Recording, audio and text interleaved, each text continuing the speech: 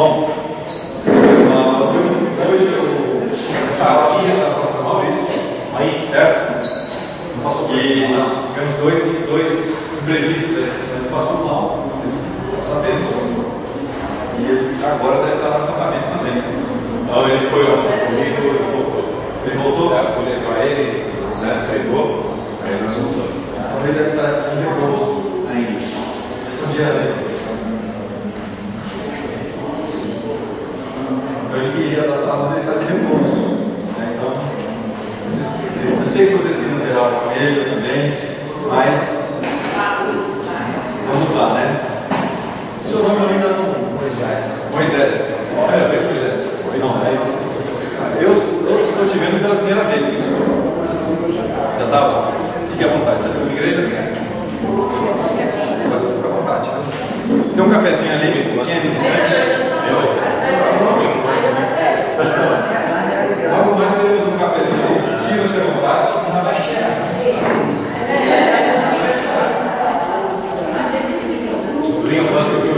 Bom dia, seu nome?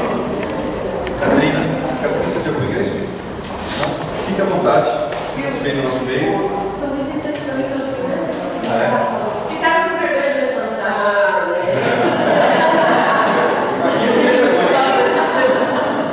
Bom dia, seu nome? Marcelo. Flaviane. Fique à vontade. Hoje a aula está um pouco na sala aqui. Ontem, nós temos aqui visitando também a mocidade, né? É um prazer falar com vocês de novo, viu? Estou com saudade de vocês. Eu gosto da aula, eu gosto da aula da mocidade, porque você é mais jovem, mais. Hoje aqui é uma boa. Eu falo com os adultos, eu fico com medo. Os jovens eu fico com menos medo. São mais ou menos jogos que nós temos. Bom, vamos ter uma hora de oração antes de começar a aula. Eu preciso que o Espírito Santo de Deus esteja agora intercedendo por nós. Eu preciso de vocês também, precisam. E é isso que nós vamos suplicar. Que nosso irmão Pedro, jogador de paciência. Você já orou, não é? Já? Vamos orar de novo.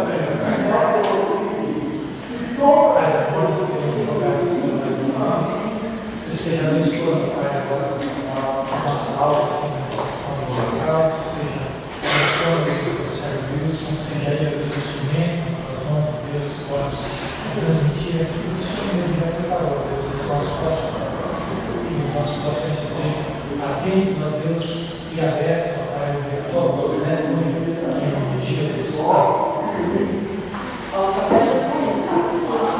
Os visitantes podem ir lá. Se servir um café, à vontade. Abra lá em Romanos 10, 17.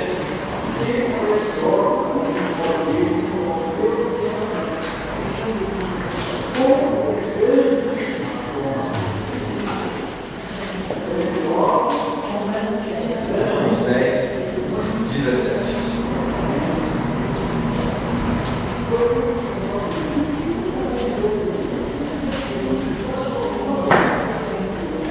Pode ler, então. E assim a fé vem pela pregação, e a pregação pela palavra de Cristo. Vou fazer uma das traduções que até vem pelo ouvir, né?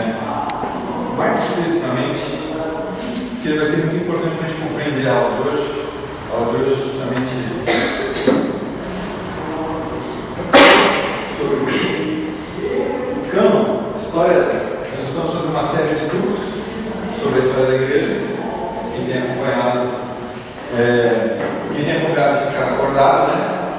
É um assunto complicado de lidar. A gente não tem um exercício da manipulação da palavra, então é mais complicado de fixar a atenção. Muitas datas, muitos nomes, a gente só está dando uma pincelada. Então, continuando o assunto sobre a história da igreja, vamos ler hoje a história do cânon sagrado. Como se desenvolveu o cânon sagrado? Mas, primeiramente, precisa saber o que é cânon, certo? Alguém de manhã já viu a de cano cânon. É isso aí. É quase isso aí. Quem arrisca dizer para mim o que é cânon? Compilação? Conjunto. Tem mais? Vamos lá, vamos construir ideias aí. Cânon. Precisamos entender essa palavra primeiro. Eu sei o que é cânon. Em casa tem lá uma cânon. Eu saio para passear, sempre levo a minha cânon. Tem boas fotos com ela. Não é nada disso. É um título. É um título. Ele falou que é um conjunto, né? Um título. Tem mais a lista. Vamos lá, Vini. O que é cânon?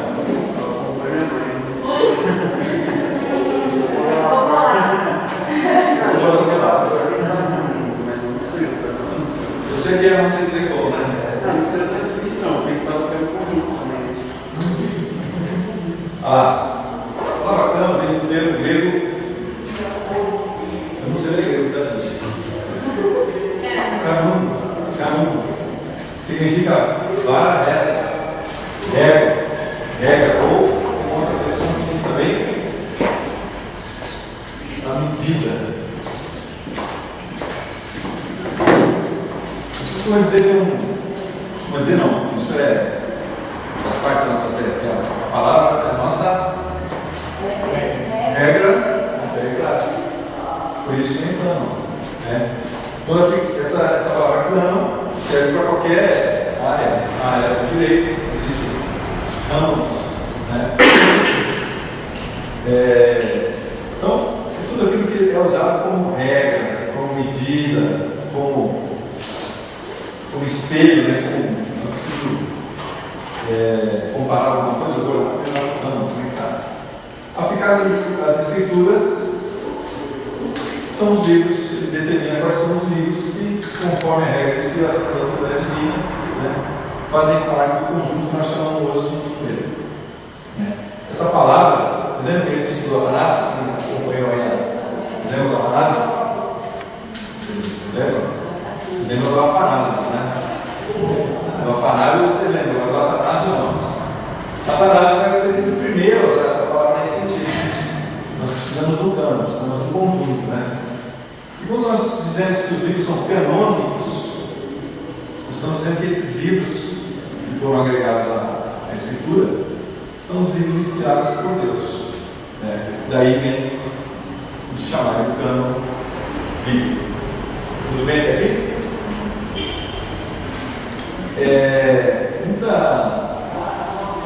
Uma pergunta, nós vamos fazer algumas perguntas agora a respeito desse assunto. Nós vamos tentar responder essas perguntas aí. Qual que é o cânon das Escrituras?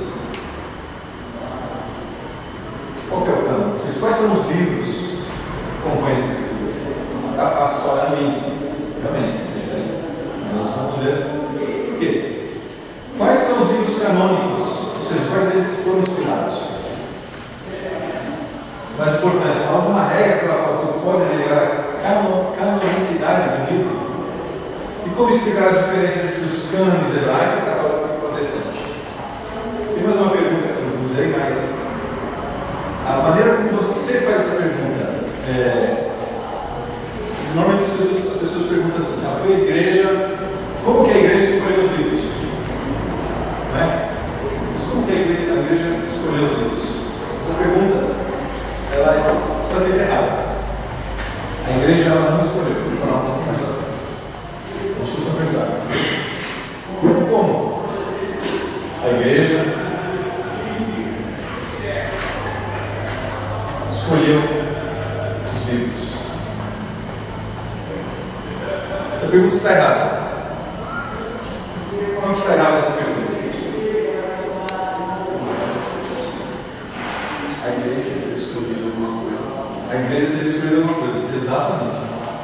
Essa palavra está errada. A igreja não escolheu os livros. A gente vai ver um pouquinho mais para frente quem escolheu os livros foi o próprio Espírito Santo.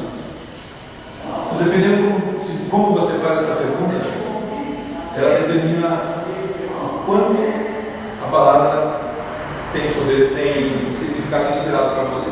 Se você crê que a palavra é inspirada, então você não faz essa pergunta. Como a igreja escolheu?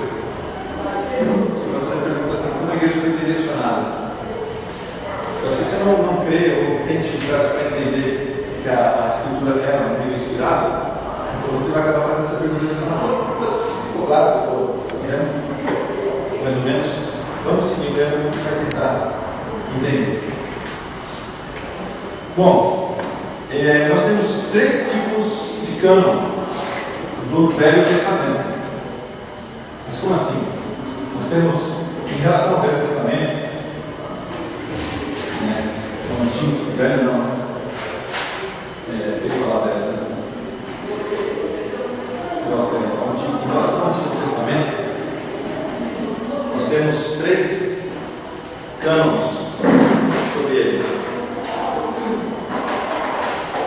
Já estava difícil ter um só, agora ter 3 é complicado. Então, em relação ao Antigo Testamento, nós temos 3 conjuntos de livros. Nós temos o hebraico, temos o católico, temos o protestante.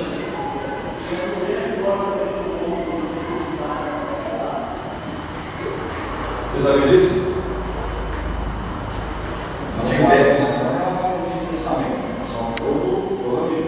Não, em relação ao Antigo Testamento. Não só do Antigo. Do Novo nós vamos ver que a coisa já melhorou um pouquinho. Não tem um só cânon em relação à Igreja Católica. Então sempre temos um cânon só. Mas em relação ao Antigo Testamento temos 3. O hebraico, o povo judeu, não aceita o Novo Testamento. Tudo bem? Para eles não reconhecem o Novo Testamento. O povo judeu. Eles não creem que o Messias ainda chegou. Então o Novo Testamento para eles não tem nenhuma verdade. Bom, como é que é esse cânon do antigo cânon protestante? Ele é igualzinho ao cânon hebraico maçotélico. Então, o cânon protestante é igual ao hebraico. O cânon maçotélico é a Bíblia hebraica, né? Em sua forma mais definitiva. Foi vocalizada, foi acertada pelos masoretas. Interessante. Mas só tem uma pequena diferença, só na ordem dos livros. Né? A ordem dos livros segue a Vulgata e a Septuaginta. Eu vou explicar isso aí. E vou também para os escribas. O povo, esses escribas masotéricos, eles eram bem cuidadosos na questão de copiar o Antigo Testamento. Eles trabalhavam com uma técnica onde eles contavam quantas palavras tinham em cada página. No final tinha um número em cada página, dizendo que aquilo que estava escrito estava representado por aquele número. Tudo aquilo que estava escrito estava representado por um número.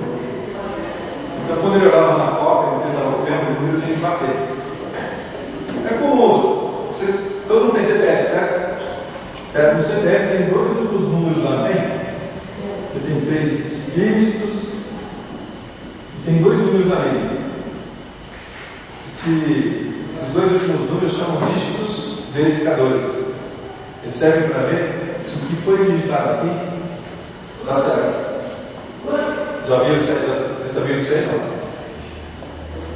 É a mesma coisa que nos copistas masotéricos. Aquela página toda era representada por um número, no finalzinho da página, para ele saber se o que ele copiou estava fiel ou não. Então, quando há distorção de cópias, no Antigo Testamento, isso aí, a chance é praticamente zero. Então, o que é a Vulgata? Então, os livros do Antigo Testamento seguem a ordem da Vulgata. Vulgata é uma palavra latina que quer dizer edição, tradução ou leitura de divulgação popular.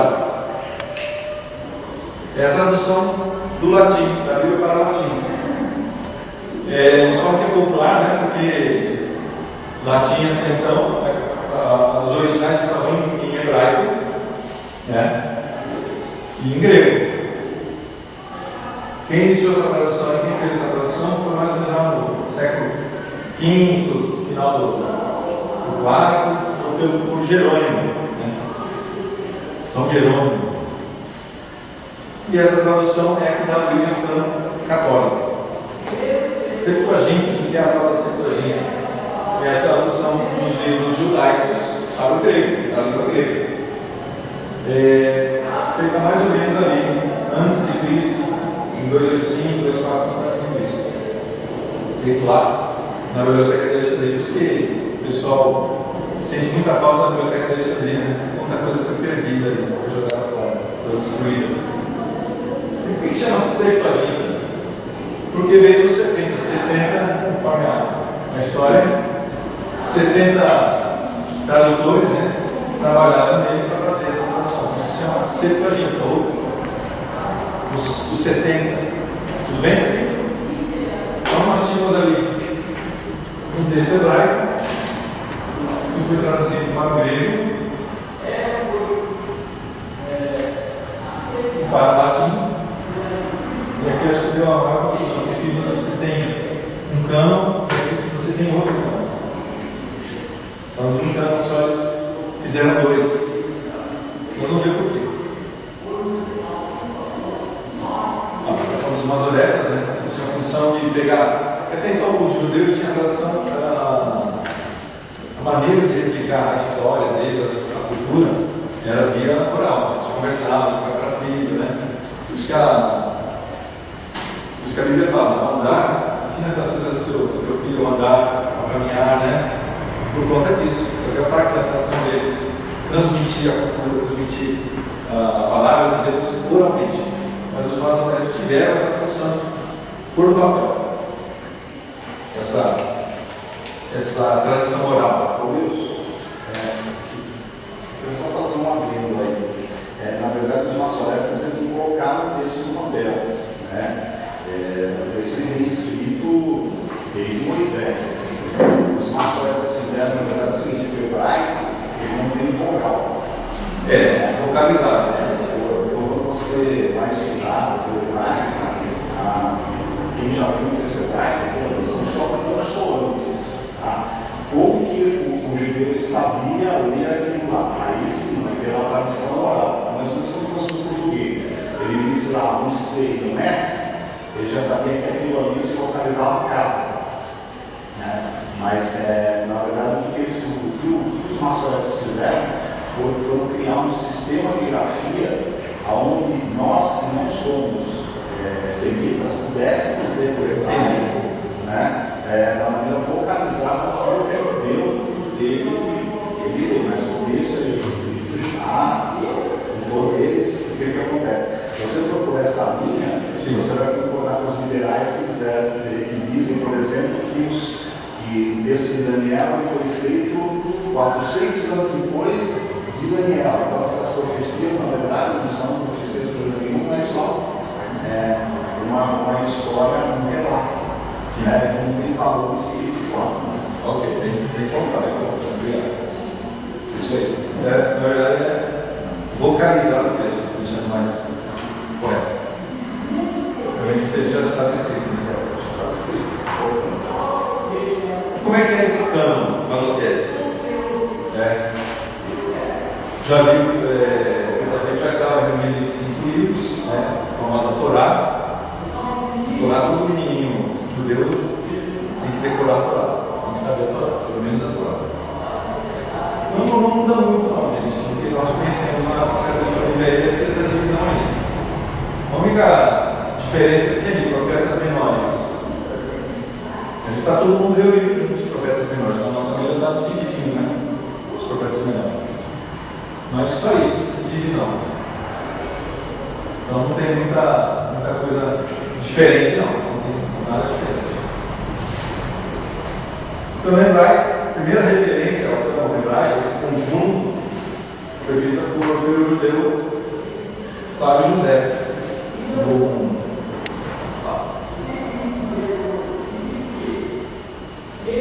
Foi feita pelo judeu Flávio José. Mais ou menos 97, 95 antes de Cristo. Ele, um dos textos, um dos livros que ele escreveu, ele dizia o seguinte: ele estava tendo uma discussão com um outro compatriota dele, o Ápio, né?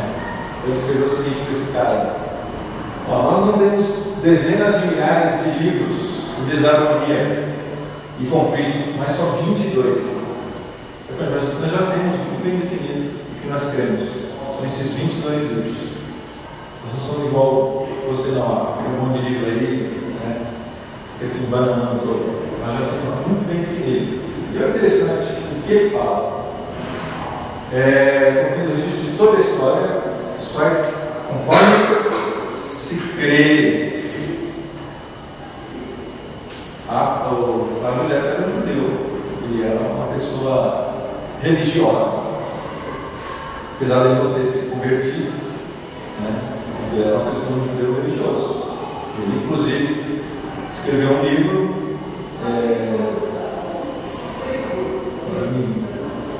fugiu o nome do livro, Histórias Judaicas, é isso? Histórias Judaicas, Histórias dos Judeus. O que ele faz nesse livro? Ele copiou a Bíblia antiga, o Antigo Testamento todinho de novo, com as palavras dele, depois algum comentário ou outro. Ele copiou todinho o Antigo Testamento, esse livro, e foi contando a história dos judeus. Se você tiver tempo, são 5.000 páginas, dá para ler na hora do almoço. Né? Mas é muito interessante, nesse livro eu citei, ele fala de Jesus também. Apesar dele não crer, ele cita Jesus no livro dele. Então, Jesus aparece na história dos hebreus também. Avançando.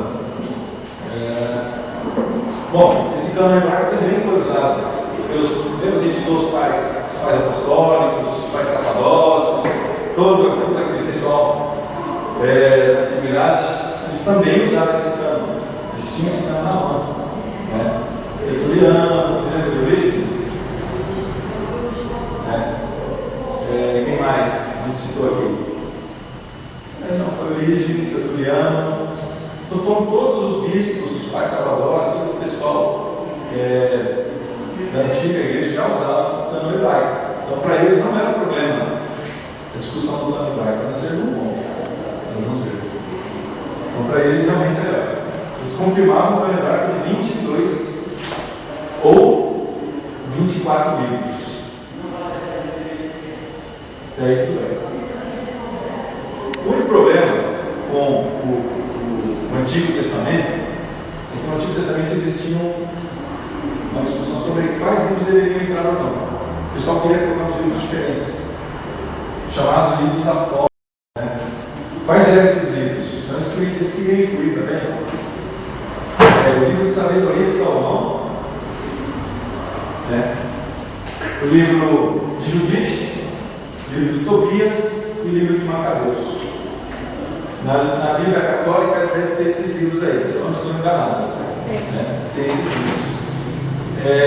Por que eles não entraram no nosso cânon?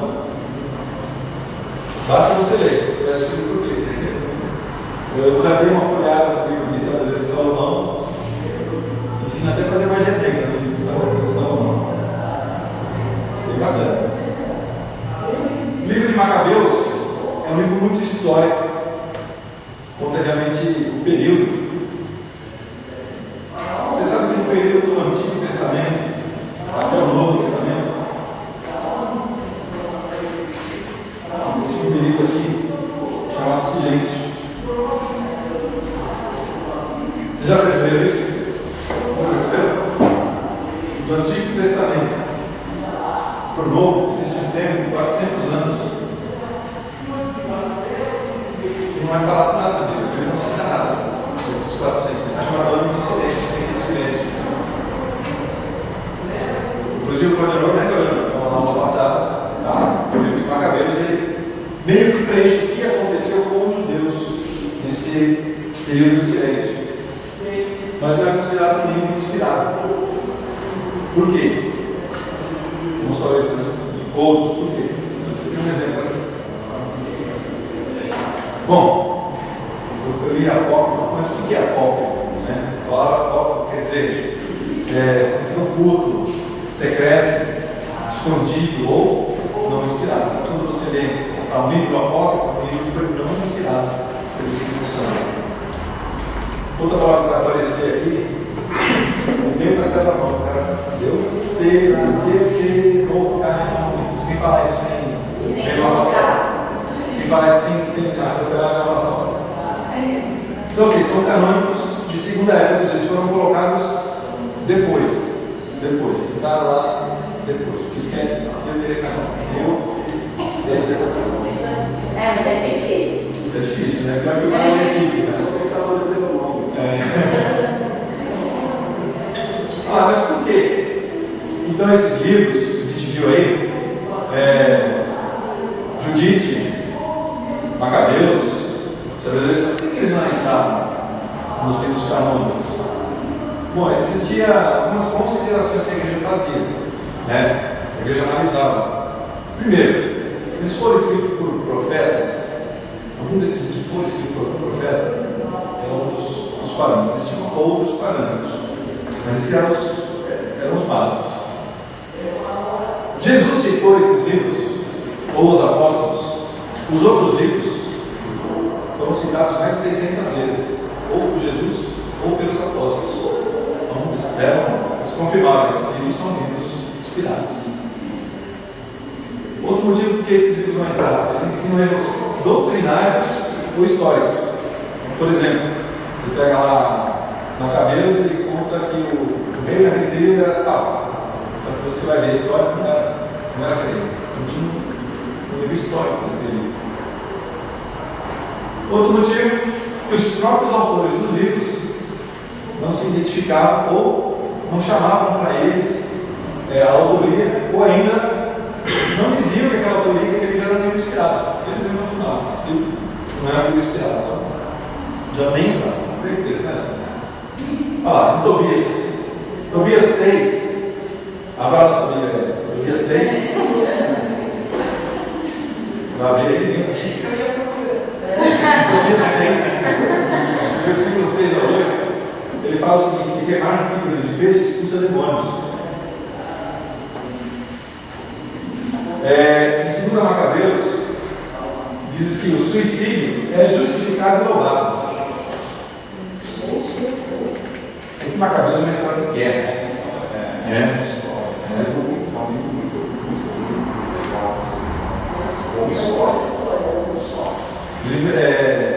Macabeus, ele conta a história do. É basicamente a história da família. A família Macabeus é uma família, né? E se opõe a uma família de religiosos que se opõem a algum imperador. Só que você lendo, você consegue ter uma noção do momento histórico que Jesus viveu. Exatamente se preparar para aquilo que Paulo chama de período dos tempos. Todos os trabalhos humanos, suicídio Na verdade, Estudo esse livro, por isso Cada um tem uma relação diferente do texto bíblico do que a gente quer. eu vou contar qual que é essa relação aí. Eu escrevo esse livro de transformação, esse apóstolo, no final, eles devem mesmo desculpas, né? Ali, ó. 2 Macabeus 2:24. Ó, se minha narração está imperfeita e medíocre, é que eu não pude fazer melhor.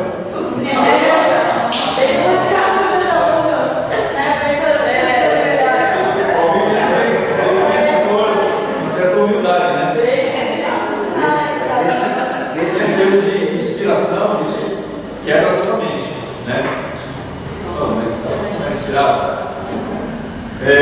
Eu falo do Hanukkah, né? Hanukkah, os judeus lembram, comemoram o Hanukkah e lembram a história dos Macabeus, esse período aí. Então, por isso, eu tenho uns exemplos aqui, deixa eu ver se eu consigo mostrar rapidinho para vocês.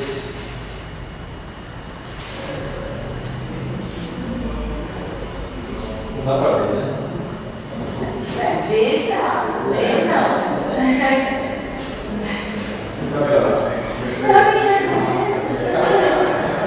Não adianta, né? Agora sim. Queria estar lendo.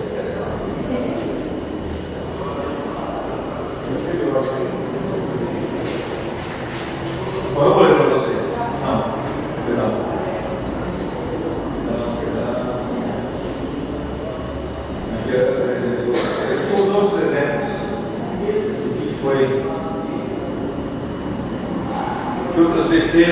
mas tinha os livros. Eu vou deixar isso para você encontrar. Vou deixar para a segunda parte.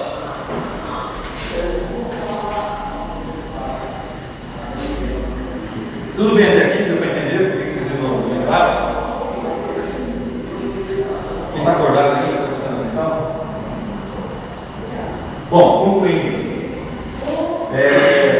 Para nós, protestantes, né? Como nós devemos encarar isso aí? Alguns dos autores são úteis. Não quer dizer que você não deva ler. Pode ler. Deve ler. Você vai conhecer algumas histórias. Né? Você vai conhecer como as pessoas viviam na época. Então, tem muita coisa histórica. Isso é útil nesse sentido. Nós, protestantes, reconhecemos o valor histórico deles, mas não com livros inspirados. O próprio Espírito nos declara que eles não são inspirados. É que nós reconhecemos por conta do próprio Espírito que diz que eles não são inspirados. Tudo bem? Bom, isso foi o Antigo Testamento. A briga então foi pequena, né? No Antigo Testamento, só essa separação aí que o católico incluiu nos livros, nós não, os protestantes não. Mas o Novo Testamento, como é que foi essa discussão do Novo Testamento? O bom, sabe qual foi o bom? Que não existe diferença entre o cânon católico e o cânon protestante. Mas existe aquilo que o Fábio falou. Como a Igreja Católica lida, a Igreja Romana, eu falo católica, a Igreja Romana, né, historicamente, até agora. Como que a Igreja lida com os livros? É aí que está a diferença. Essa é a diferença. Então, temos um conjunto de livros, são exatamente os mesmos 27 que você tem na sua vida, mas a diferença está na visão da autoridade da Escritura. Né? Como é que o catolicismo romano enxerga isso aí? Ele diz que o cânon, resumidamente, é uma coleção infalível de livros infalíveis. Ou seja, quando ele fala que é uma coleção infalível, ele diz que a igreja escolheu os livros. E a igreja não é boa. Ficou claro? A igreja escolheu. A igreja escolheu que seria a coleção infalível, os livros são infalíveis. Ele traz uma autoridade para a igreja. Né? Ele fala sobre uma coleção infalível, ele traz a autoridade para a própria igreja. A igreja também tem autoridade. A igreja também tem um poder de asas. Já no protestantismo, é difícil hoje. Já na nossa denominação, cânon é uma coleção falível de livros infalíveis. Ou seja, nós admitimos que os livros são inspirados e quem escolheu foi o próprio Espírito que escolheu. Mas nós, como instrumentos, podemos ter falhado nisso daí, podemos não ter ouvido o Espírito, mas quem escolheu foi o próprio Espírito. Ou seja, a igreja não traz autoridade sobre ela, a autoridade é a própria palavra. E já os críticos, ou seja,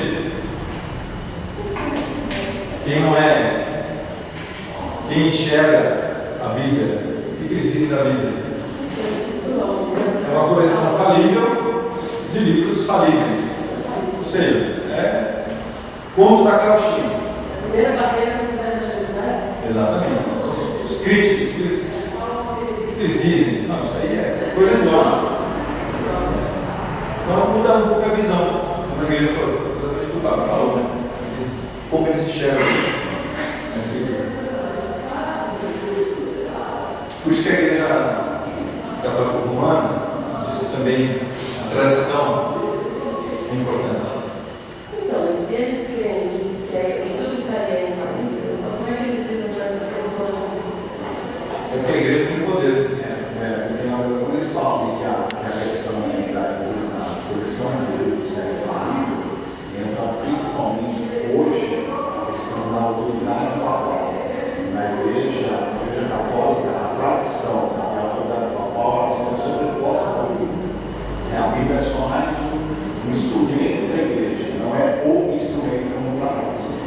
você tem uma conta disso, os protestantes são reconhecidos 4 concílios.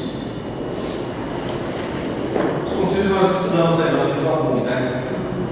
Nesses concílios também, além de discutir ideologia sobre Cristo, sobre a Trindade, eles também discutiam quais livros deveriam entrar, quais livros eram inspirados ou não. Eles tinham essa discussão, por que pareça, né? Já que era um campo comum, mas eles ainda tinham uma discussão sobre esse assunto. E era muito louvável essa discussão, porque eles estavam querendo realmente estudar o máximo. Nós vamos supor, será que é inspirado? Então eles se dedicaram a esse assunto. Então, os protestantes reconhecem 4 concílios, os católicos, 25, pelo menos. Então, tem concílio até 1900 alguma coisa, ainda tinha um concílio. Tá? Bom, só existiam esses 27, né, pelo Novo Testamento? Claro que não. Existiam cerca de 2.000 escritos. Aí fizeram a pergunta aqui. Eu usei esse livro aqui do Sproul. Eu recomendo que você tenha essa coleção em casa. São 3 livrinhos para evangelização, muito bom. Ele pensa num assunto que está abordando. Ele gasta uma página nesse assunto, mas ele aborda vários assuntos. Então, o que ele diz aqui, eu acho bem interessante.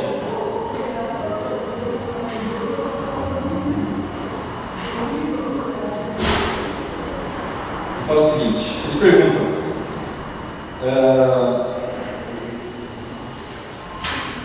Ele fala o seguinte: a maioria desses livros compõe-se de obras espúrias, escritas por hereges gnósticos do segundo século.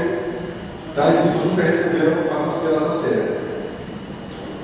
Esse ponto é menosprezado pelos críticos, que alegam que mais de 2.000 volumes resultaram numa lista de 27.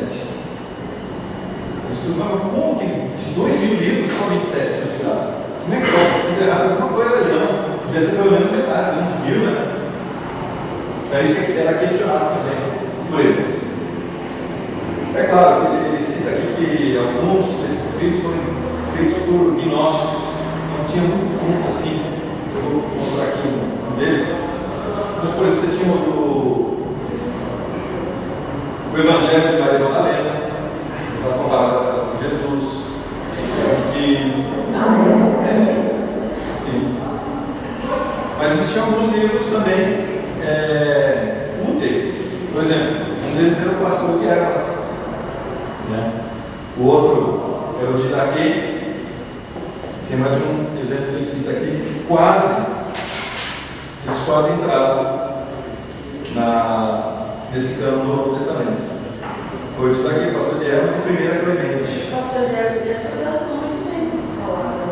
Não, é literatura que deve ser lida ainda só ler. Porque ele realmente é útil para. Não é, eles não conseguem inspirar, mas é um livro útil. Eu já peguei lá. Você pode baixar na internet, tem lá, é fácil de achar. O Pastor de Ermas tem 10 mandamentos, ele conta 5 visões, e tem, se não me engano, 10 mandamentos. É normal. É questão de ler. Mas não tem nada nada assim de distorcido. Vou te mostrar por que ele não foi incluído. Os livros, alguns desses livros foram escritos por crentes piedosos, é o caso do pastor de Ermas, era um crente piedoso. Né? Só que tinha alguns poréns ali. Um deles era o Evangelho de Tomás. Por que o Evangelho de Tomás não entrou? Ele contém afirmações completamente contraditórias sobre Jesus. Então, não tem escrito lá. Ele fala que Jesus falou o seguinte: deixe Maria ser a nossa bênção, porque as mulheres não são dignas da vida. É bem interessante essa afirmação, porque Jesus tinha um cuidado muito especial com as mulheres. Tratava as mulheres com respeito. E uma frase dessa, uma frase bem diferente do Jesus que conhecemos. E outra coisa que ele falou também das mulheres: toda mulher que se quiser homem traz a mim para os céus. Tem muita gente lendo isso aí.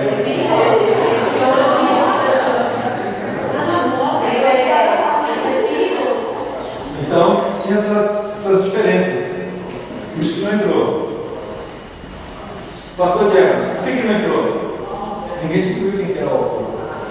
Então, ficou complicado colocar um livro cuja autoria tinha pelo menos uns 5 Nós candidatos. temos um também que não tem. Vou chegar lá. Então, quais eram os critérios? Pastor Guerra? O que mais pesou foi isso aí, a autoria. Até onde eu estudei, a autoria foi o que pesou mais. A autoria foi o que pesou mais. E também porque, bom, não vou comentar essa discussão.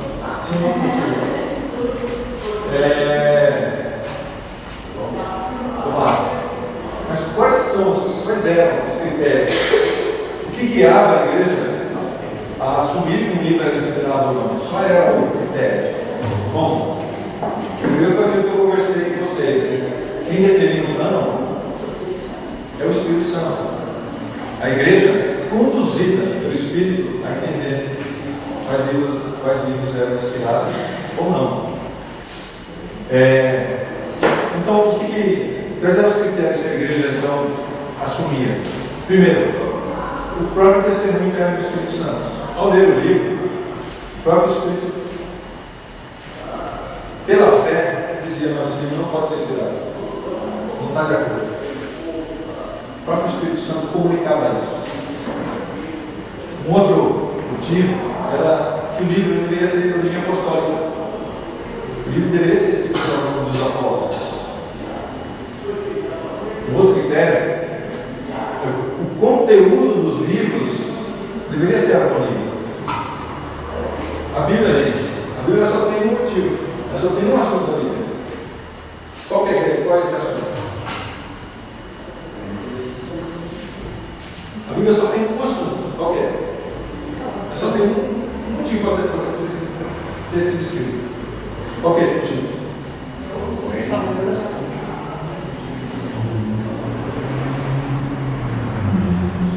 A Escritura inteira aponta para Jesus. Se existe Escritura, é porque ela queria nos mostrar Jesus. Então, a harmonia dos livros deveria apontar para Jesus. Se estivesse apontando para qualquer outra coisa, já era um sinal, já seria uma leva de alguma coisa. E um outro critério é que existiam evidências internas no Novo Testamento que diziam: não, esse livro foi inspirado. Abra lá em Gálatas 1, já vocês vão saudade da minha Bíblia, né? Abre lá, Gálatas 1, 11, 12. Outra pessoa vai abrir em 2 Timóteo 3,16.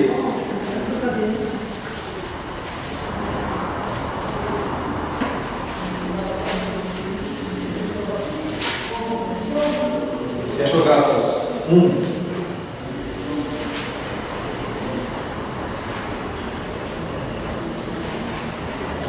Pode abrir.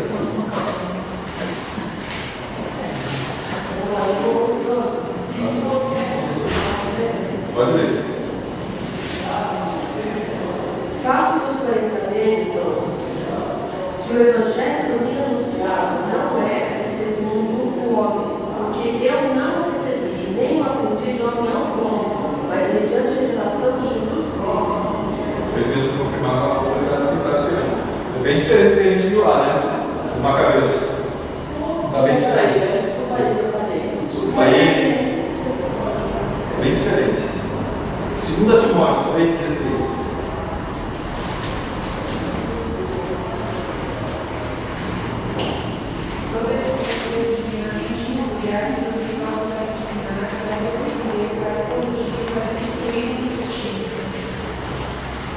O próprio texto levantando a questão da inspiração das Escrituras. Isso é um fator importante também, né? O próprio texto de questão.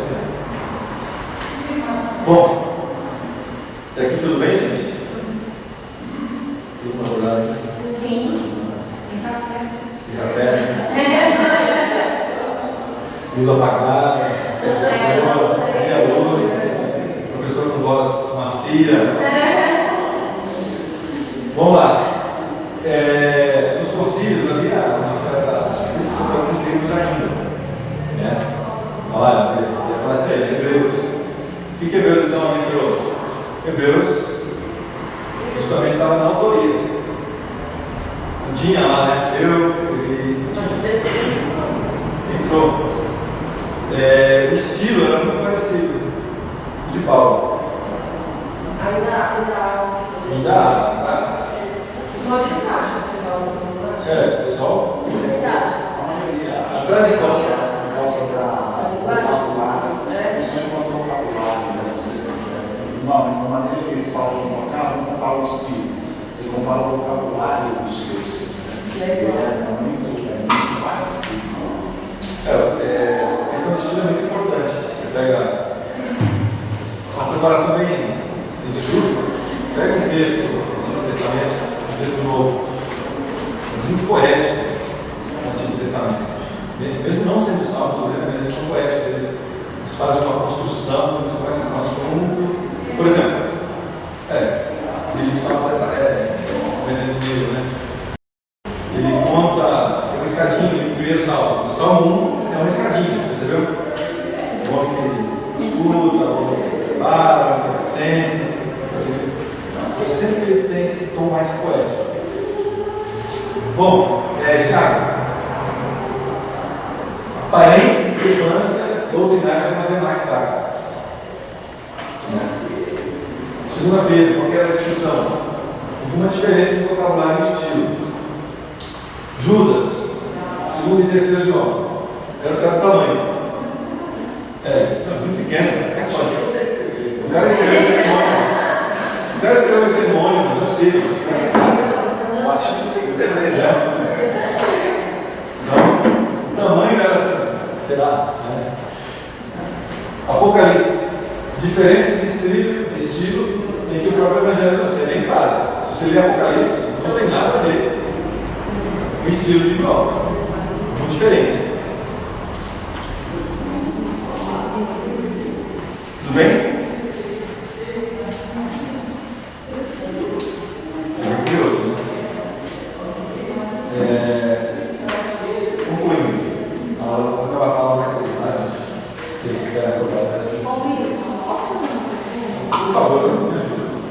Sim, eu sei que alguém vai questionar essa coisa. Uma vez eu ouvi dizer que não foi João o apóstolo, não foi o Paulo do presbítero, que era muito importante. E na verdade não foi o apóstolo, foi ele que sofreu daquele caso na morte. Eu não sei, é verdade? Na verdade, existe uma teoria de que Isso fez existir. Então, mas qual que é a grande confusão entre Apocalipse? De fato, se você pegar o Evangelho de João e o Apocalipse, eles são textos totalmente diferentes. Só que o que acontece? O livro do Apocalipse, ele é o que a gente chama de acomodação literária. O Apocalipse em si, ele é um gênero literário. A gente, infelizmente, mesmo na igreja, a gente acha que quando ele fala de Apocalipse, ele está falando de fim dos tempos. E não é nada disso. O Apocalipse ele é um gênero literário, como é, por exemplo, um romance, como é a poesia, como é um conto. Só que é um gênero literário que não é comum para a cultura ocidental. Então, o que João fez? Ele pegou uma literatura que era muito comum, para os povos do Oriente Médio, e tentou fundir com a cultura ocidental, ou seja, com o grego. Então, por isso que se levanta essa série de dúvidas. A minha visão, e da maioria dos teólogos reformados, é mais ou menos assim. O texto, ele não procura explicar muito bem quem é o apóstolo João. Da mesma maneira que o Evangelho de João, ele também não cita, o Evangelho de João não cita o nome de João. Então, a ideia que a gente tem é o seguinte: esse texto ele foi escrito já no final do primeiro século. Então, se você colocar só João, é o João mais conhecido. Depois ele poderia ser o qualquer João. Não, na verdade era o apóstolo João, porque ele era assim, super conhecido. A mesma coisa que a gente fala assim, a gente conversar aqui, a gente não fala assim, olha, eu reverendo Maurício, José Maurício Nepomuceno, pastor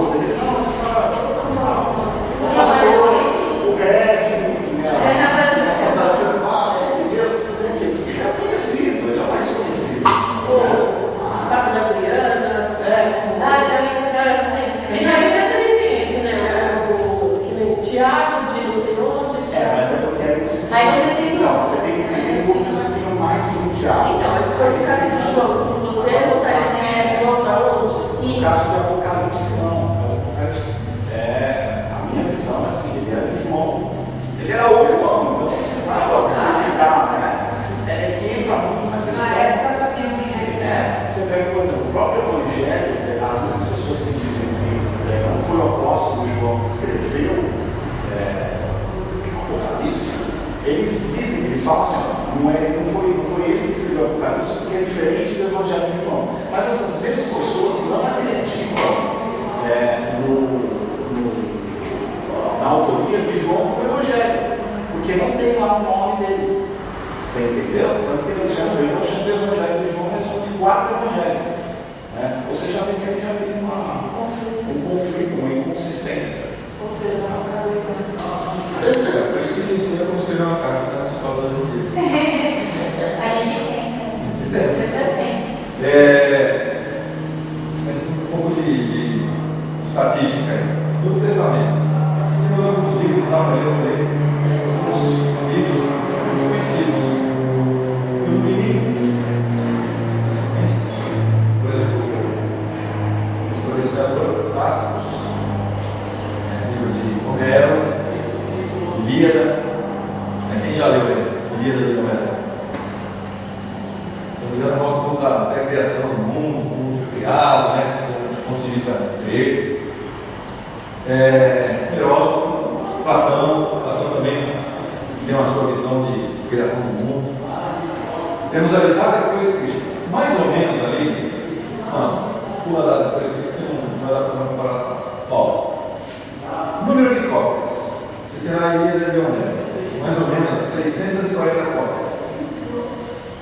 Foram encontradas nesse livro aí. As cópias mais recentes desse livro são de 400 anos antes de Cristo. O livro bem conhecido ali de Tácitos tem mais ou menos 20 cópias.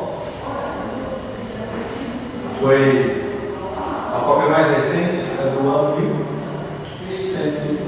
1100.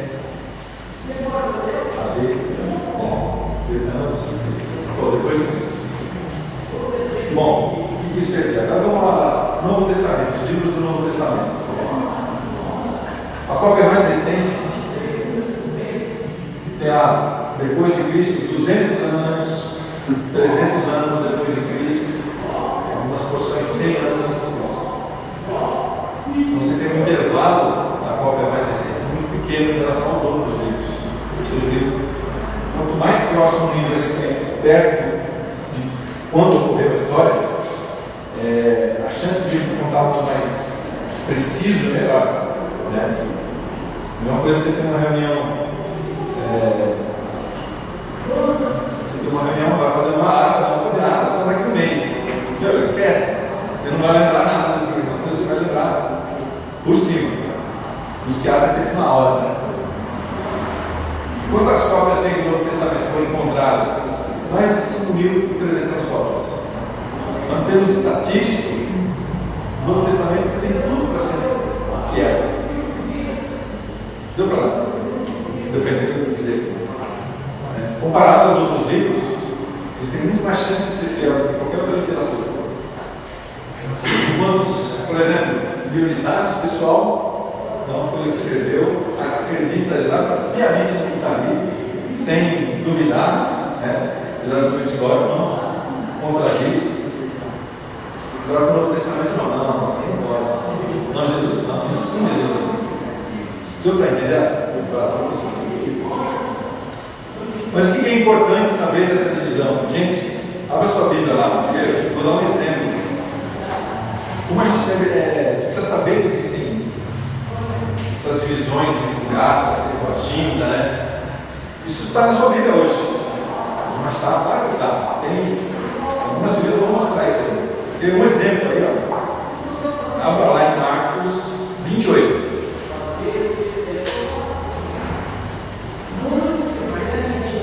Marcos 28. Tem? Quem tem Marcos 28? Oh, perdão, Marcos 15. Não. Deixa eu ver aqui um pouco, gente. Marcos 15. Foi pegadinha essa. Você não quer saber, né? Marcos 15. Agora ele acha que você arrancou na sua. Versículo 28. Marcos 15. 28. Está diferente o texto aí? Ele tem algum símbolo diferente aí? Tem um colchete. Esses colchetes, alguns, se você olhar aqui no começo da Bíblia, ele ele vai dizer por que tem esses colchetes. Ou em alguma tradução, tem 5.000 cópias, então uma das cópias não tinha esse trecho. Isso que é importante saber da história. Né? O que tem, o que aparece parênteses, você sabia isso aí? Você sabia isso? Então até hoje nós temos resquícios desse estudo,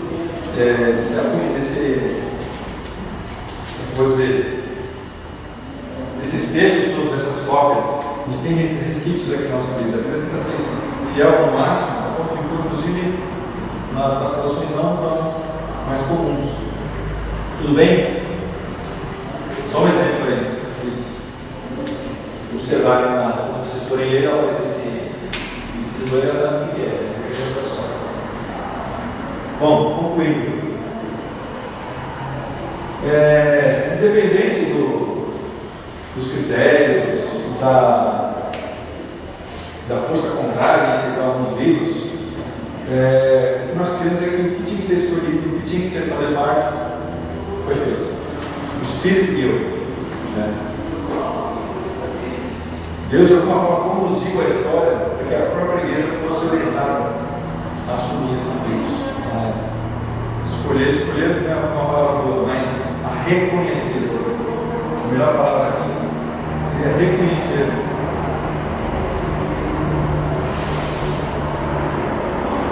Quais livros eram inspirados ou não. Nós cremos que isso foi o próprio Espírito Santo que guiou a igreja nesse sentido. Não foi a igreja que escolheu. Nós não temos tanto, não foi a igreja que escolheu. Foi o Espírito Santo que guiou para chegar nesse conjunto que nós temos hoje. Bom, perguntas? Quem tem perguntas? Não? Não entendeu? Vai fazer prova? Eu omiti datas, omiti muita coisa, porque é muita coisa, gente. É muita coisa. O que eu recomendo é que você. Esse aqui é um livro muito. Verdades essenciais da técnica. Esse livro não tem coisa, tudo que eu passei aqui, tá? Um livro muito bom é do Paulo Batista Amaro, Liderança das Escrituras. Aquele é completão. Eu falei dele também. São 3 volumes. Acho que ele gasta uma página para falar disso aqui. Dá uma pincelada. Um outro livro, o autor que eu consultei foi o Paulo Borlada. Vocês conhecem? Não, eu obtive esse estudo aí sobre o cânon. Disponível aqui no site muito bom, se vocês quiserem consultar. Muito bom para pesquisa. Muito legal hoje. O Paulo Andrada, do site. Paulo Andrada, não sei se o seu nome é. Monergismo.com. Se quiser entrar lá, tem muito material bom. Vou notar aqui. Me ajuda aqui. Tem um R aqui, né? .com. Tem muito material reformado, material confiável. Pode. Esse aqui pode confiar. É um site de pessoal de Brasil. Hoje eu uso teologia formada em língua portuguesa. Os melhores sites que existem no Brasil. Eu sempre pesquisei esse site para achar mesmo. Não, pode sem medo, sem medo. Sempre é. Teologia, não é Bíblia. Sempre ó. Pode fazer que nem uma conversão assim, não, mas está escrito aqui na Bíblia, você vê o comentário, né? Sempre, né? Dá uma olhada, tá, tem coisa no plano, na Bíblia, né? Toda essa história não está escrita no próprio texto. Mas o texto histórico é bom. A própria Bíblia dá alguns indícios. Tá bom, gente? Ninguém tem mais alguma dúvida? Claro que a aula ficaria melhor para os próprios estudantes. Eu vou citar um autor, porque desculpe se eu fui medíocre.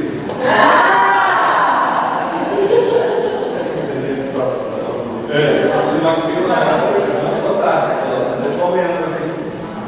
Gente, não tem dúvida. Tem uma frase que eu acho horrível, mas a gente pensa assim: ele joga as roupas e eu volto alternativo. Muito bom. Gente, vamos fazer mais uma oração para encerrar. É muito importante ter essa noção de que a igreja reconheceu. Não que a igreja escolheu, por favor, a igreja escolheu, não falar disso, por favor. A igreja escolheu os livros, não. Nunca diga isso. A igreja reconheceu. Como é que reconheceu? Por obra do Espírito Santo. Isso vai dizer muito do que você pensa sobre a Bíblia, essa sua frase. A Bíblia, a igreja escolheu. Nessa frase sua, você já diz como você entende a sua fé. Né? É uma frase simples, a igreja escolheu. Não, mas ela diz muita coisa. Você não sabe que as escrituras são inspiradas. Mas como é que eu sei? A fé. Porque a gente vamos ler de novo lá. Romanos 10, 17. Tivemos no começo, Romanos 10, 17. Sempre norteados por essa referência de Romanos.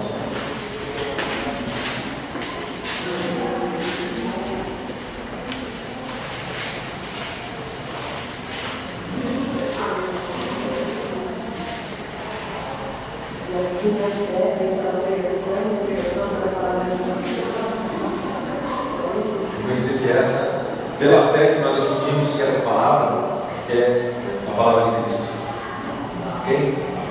Pessoal, por nós agradecendo a aula, pedindo pela saúde do nosso Maurício que está se recuperando, que possamos voltar logo mais para aprender um pouquinho mais.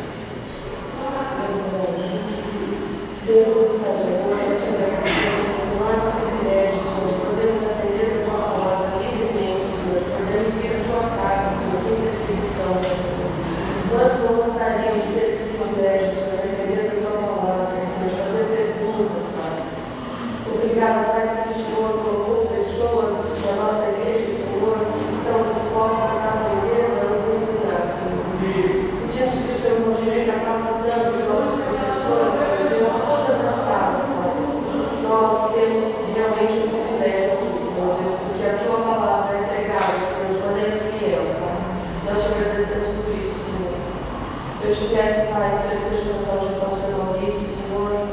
Nós não sabemos porque ele tem passado por essas coisas, mas o Senhor sabe, Pai. E nós temos fé de que o Senhor vai fazer o melhor para ele, Pai. Nós te pedimos que ele esteja essa cabeça, que ele possa estar logo conosco, Pai. Te pedimos que o Senhor esteja conosco neste domingo, Pai. Foi o dia que o Senhor fez, Pai. E nós possamos fazer somente aquilo que te agrada, Pai. Tudo que venhamos a fazer, seja para a tua honra, para a tua glória, Senhor, que não venhamos em nenhum momento envergonhar o teu evangelho.